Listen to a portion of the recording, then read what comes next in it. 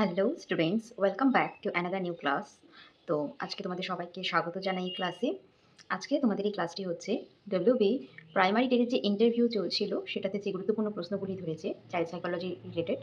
তো সেই কোশ্চেনগুলি সম্পর্কে এবং তাদের কী আনসার সঠিক আনসার দিতে হবে সেটি সম্পর্কে। তাই এই ক্লাসটি তোমাদের জন্য খুবই গুরুত্বপূর্ণ হতে যাচ্ছে, কারণ এই যে কোশ্চেনগুলো এখান থেকে কিন্তু তোমাদেরকেও কোশ্চেন ধরতে পারে। এরকম নয় যে কোশ্চেন রিপিটস হয় না, কোশ্চেন কিন্তু অবশ্যই রিপিট হয়, তাই তো? তাই ক্লাসটি একটু স্কিপ না করে তোমরা একদম শেষ পর্যন্ত কিন্তু দেখবে। আর যদি এই ভিডিওটি তোমাদের ভালো লেগে থাকে তবে অবশ্যই লাইক করবে, এই ভিডিওটিকে শেয়ার করবে তোমার ফ্রেন্ডদের সাথে, তারাও যাতে তোমার মতো অনেকটাই উপকৃত হয়।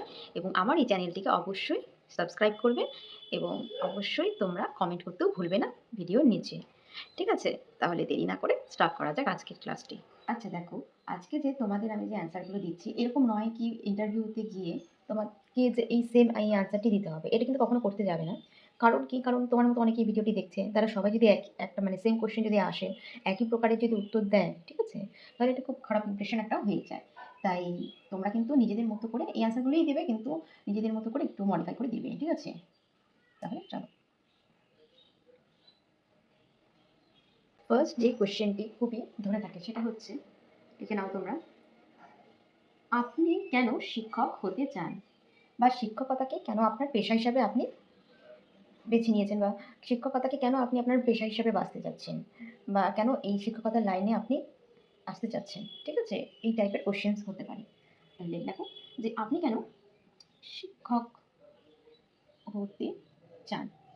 দেখো, এই যে কোশ্চেনটা একটা খুবই কমন প্রশ্ন।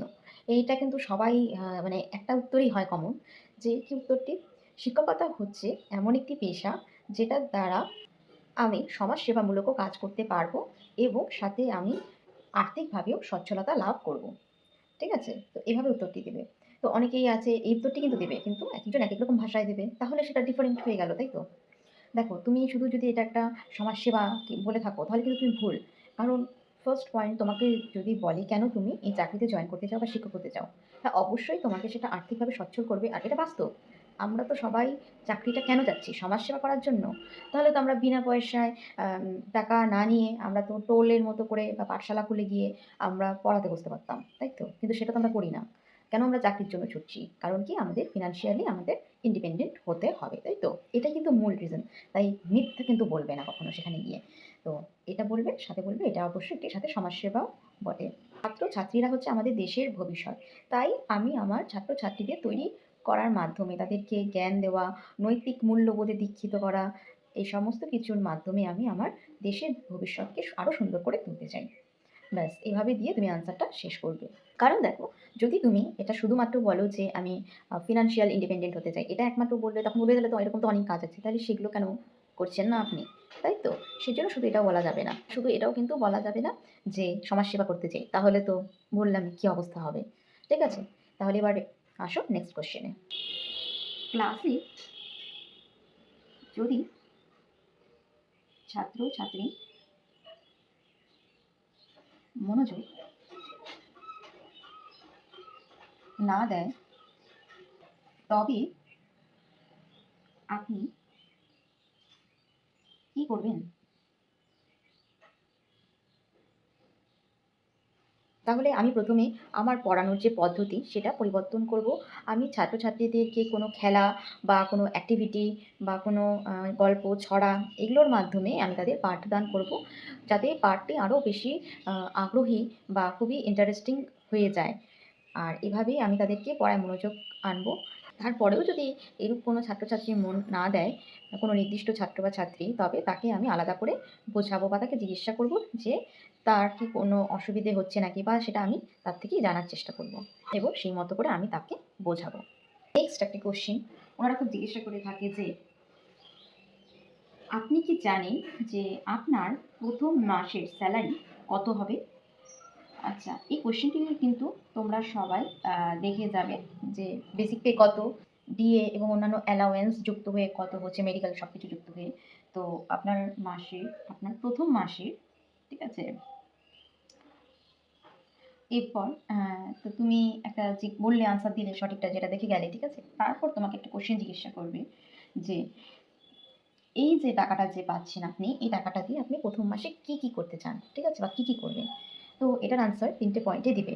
এই 3টি পয়েন্ট কী, কী? মাসে স্যালারি দিয়ে আমি প্রথমত আমি আমার বাবা-মা ওনারা যে কষ্ট করে তার জন্য আমি আজকে এই জায়গাটায় এসেছি, তাদের পাশে দাঁড়াবো এবং কিছু টাকা দিয়ে আমি গরিব দিন দুঃখী বাচ্চা যারা হয়তো এক মুঠো একবেলা ঠিকঠাক খেতেও পারে না তাদেরকে দিব এবং আরেকটি ভাগ আমি আমার নিজের কিছু শখ পূরণে লাগাবো।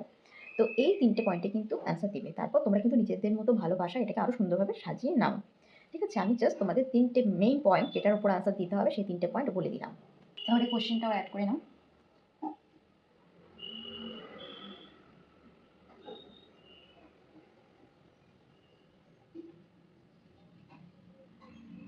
দেখো, লিখতে গিয়ে আমি যেটা ভুল করেছি এখানে ওভার রাইটিং, তাই তো? এটা কিন্তু ডেমোর সময় কখনোই করা যাবে না। সো এটা কিন্তু মুছে দেবে, প্রেস করে আবার ভালো করে করবে। ঠিক আছে? তো আরেকটা কোশ্চেন খুবই করা হচ্ছে যে সাপোজ আপনি ক্লাসরুমে গেলেন, সেখানে গিয়ে দেখলেন বাচ্চারা খুবই দুষ্টামি চেঁচামেচি এসব করছে, তাহলে আপনি কিভাবে সেটাকে কন্ট্রোল করবেন? তাহলে এটা লিখে নাও।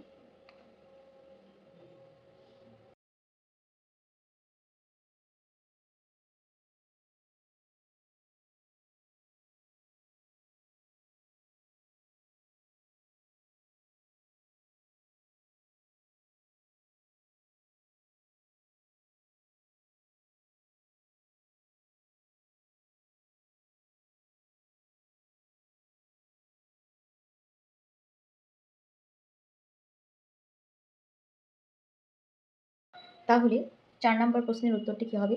ফার্স্ট এটারও কয়েকটা পয়েন্ট মাথায় তোমাদের রাখতে হবে, ঠিক আছে? যে ক্লাসে বাচ্চারা যদি চেঁচামেচি করতে থাকে, তবে আমি ১ম এ সেই ক্লাসরুমে যাব, গিয়ে কিছুক্ষণ দাঁড়াবো। দাঁড়ানোর পর কিছু, কিছু বাচ্চা আমার দিকে তাকাবে। তারা দেখবে যে ম্যাডাম এসেছে বা তোমরা ছেলে থাকলে বলবে স্যার এসেছে। তো সেখানে তারা মনোযোগ দিবে এবং আমাকে দেখে চুপ করে যাবে। তারপর তাও যদি তার মধ্যে থেকেও যে কিছু বাচ্চা যদি চুপ না করে, তাও যদি দুষ্টুমি বা চেঁচামেচি করতে থাকে, তবে আমি তাদের মধ্যে থেকে কাউকে ডাকবো, ডেকে আমি তাদেরকে পড়া জিজ্ঞাসা করব। এবার সেটা দেখে বাকি যারা বাচ্চারা চেঁচামেচি করছে তারাও চুপ শান্ত হয়ে যাবে যে স্যার বা ম্যাডাম তিনি হোক পড়া ধরছেন, তাই আমাদের এখন বসতে হবে চুপচাপ। এভাবেই আমি তাদেরকে কন্ট্রোল করব। কখনোই কিন্তু তোমরা এটা বলবে না যে আমি এই শাস্তি দেবো, আমি কান ধরে দাঁড় করে রাখবো, আমি বাইরে বের করে কান ধরিয়ে রাখবো। শাস্তির কথা কিন্তু চাইল্ড সাইকোলজির একদম অপোজিটে রয়েছে। তাই এটা কিন্তু একদমই এখন চলে না এই নিয়ম এবং এটা সম্পর্কে কিন্তু কখনোই তোমরা উত্তর দেবে না। তাহলে আজকে ভিডিওটি এতটুকুই থাকলো। তোমাদের যদি ভিডিওটি ভালো লেগে থাকে তাহলে অবশ্যই যেটা বলেছিলাম like, share, subscribe and comment. তোমরা যারা আমাকে বলেছিলে যে দিদি কাট অফ কত হবে? কাট অফ আমি ওবিসি আমার এত নাম্বার হয়েছে, আমি এসসি আমার এত নাম্বার হয়েছে। এভাবে তোমরা যারা আমাকে কমেন্ট করেছিলে, হ্যাঁ অবশ্যই কাট অফের জন্য আমি আরেকটি ভিডিও করব। ঠিক আছে? তো তোমরা আমার চ্যানেলটিকে অবশ্যই ফলো করতে থাকো। তাহলে দেখা হচ্ছে আবার পরবর্তী ক্লাসে। Thank you so much.